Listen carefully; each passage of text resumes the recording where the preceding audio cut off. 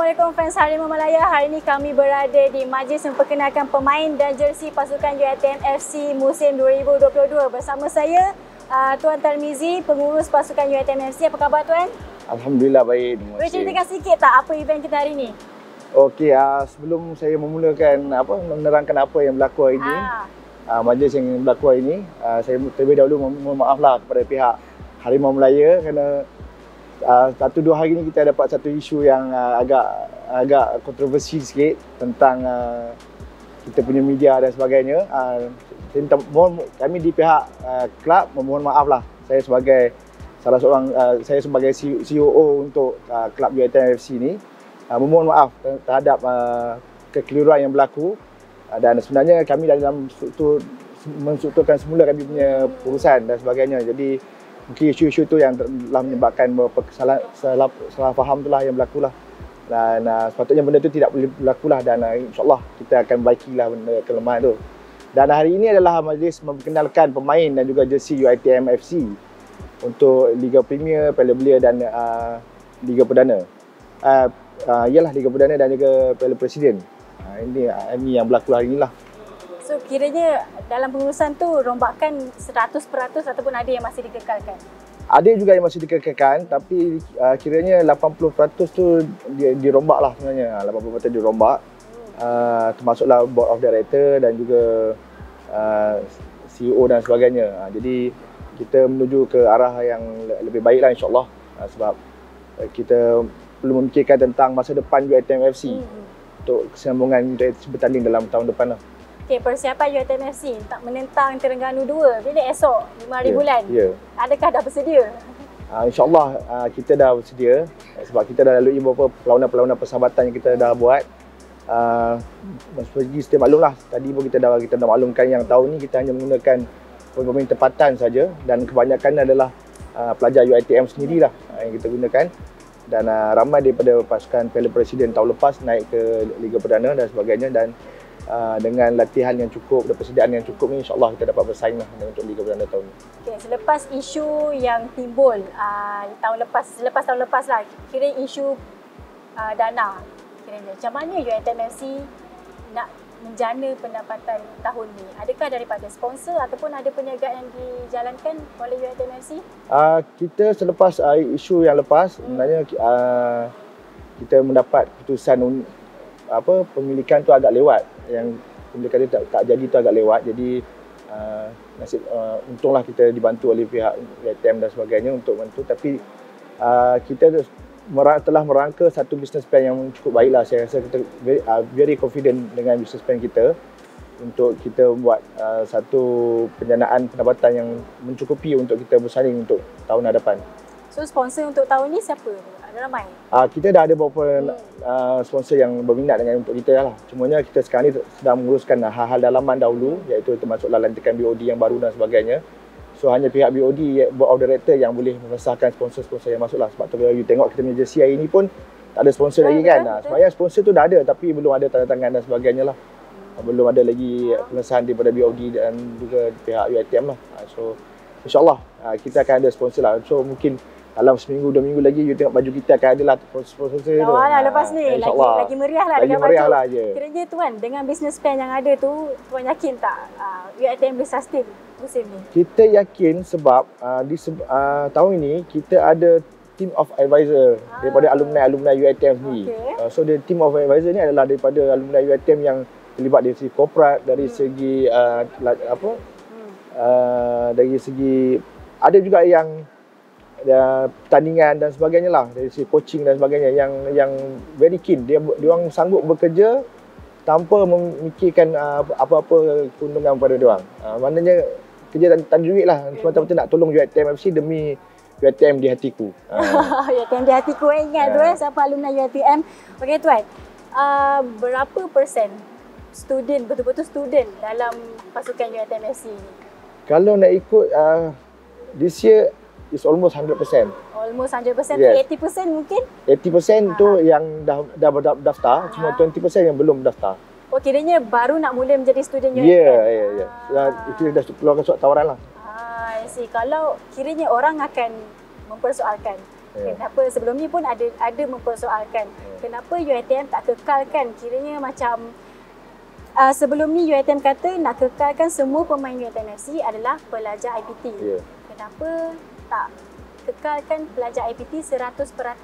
So apa komen tuan? Itu yang kita buat tahun ni. Sebab tu kita balik kepada tujuan asal kita sebenarnya.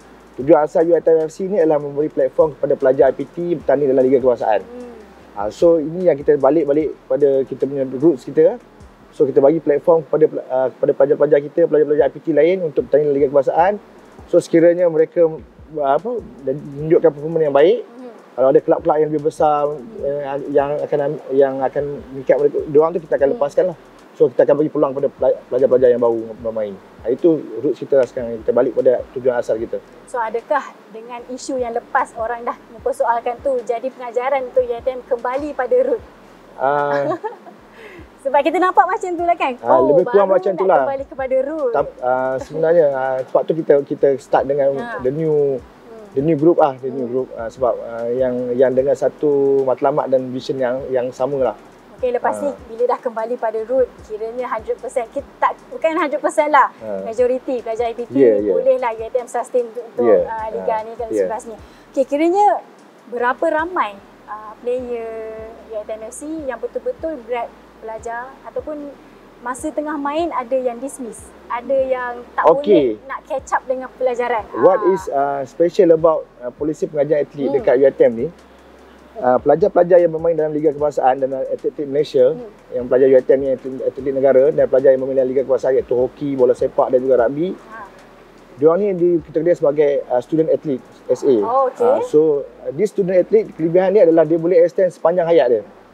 Polisi pengajian dia boleh extend sepanjang hayat. Dia tak ada macam pelajar lain cuma ada 5 kali je boleh extend, tapi dia boleh extend sepanjang hayat.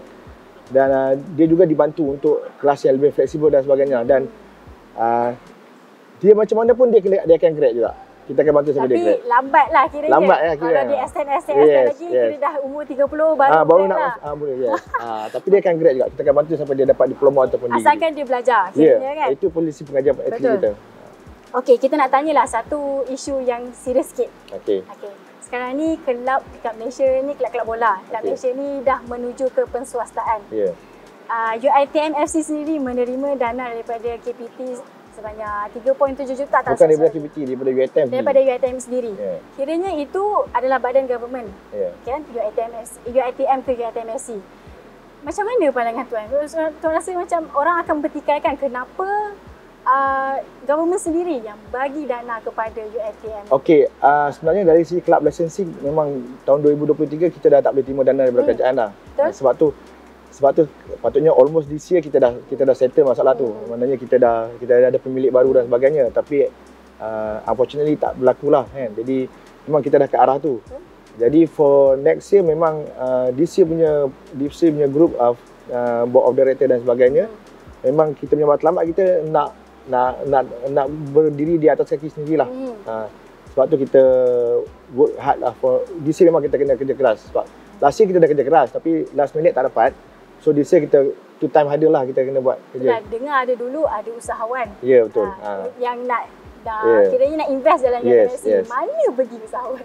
Itu tak berlaku lah sebab ada beberapa syarat yang tak diterima oleh pihak UiTM lah dari segi kontrak dan sebagainya. Kiranya UiTM yang kiranya buang bukan buang lah. Kita tak ada, bukan kita tolak sebenarnya. Kita tak meneruskan kita punya tu sebab ada beberapa syarat yang pihak UiTM dengan pihak syarikat tu tak bersetuju lah. Jadi kita terpaksa batalkan dan sebab waktu terlampau dekat untuk pendaftaran. Jadi kalau kita nak tunggu, kita tak boleh berdaftar. Tak sempat nak daftar. Jadi the plan is kita masih lagi berhubung dengan syarikat berkenaan. Kita main dulu guna dana UiTM and then kita work out dengan dana-dana yang lain. So macam tuan kata tadi, dana daripada UiTM. Ada sumber lah yang datang kepada kami yang kata staff UiTM kita katakan staff UiTM. OT tak boleh terima. Kiranya gaji ada yang ditolak dan dikurangkan. Ada yang marah kenapa UiTM masih boleh memberi dana kepada UiTM FC tapi kebajikan staff tak dijaga. Saya rasa dari segi UiTM, saya dah kerja dengan UiTM 19 tahun. Oh, lama. tak pernah lagi kata OT kita tak terima. Tak pernah lagi gaji ditolak. Itu sebab kita ikut prosedur kerajaan. Jadi ada semua tu kabar angin je. Tak ada benda tu berlaku. Betul betul, memang tak ada. Sebab kita ikut prosedur kerajaan. Mana ada kalau kita menunjukkan kata gaji kena potong, kata OT tak boleh terima, itu menunjukkan kita ni federal government. So menunjukkan federal government lemah.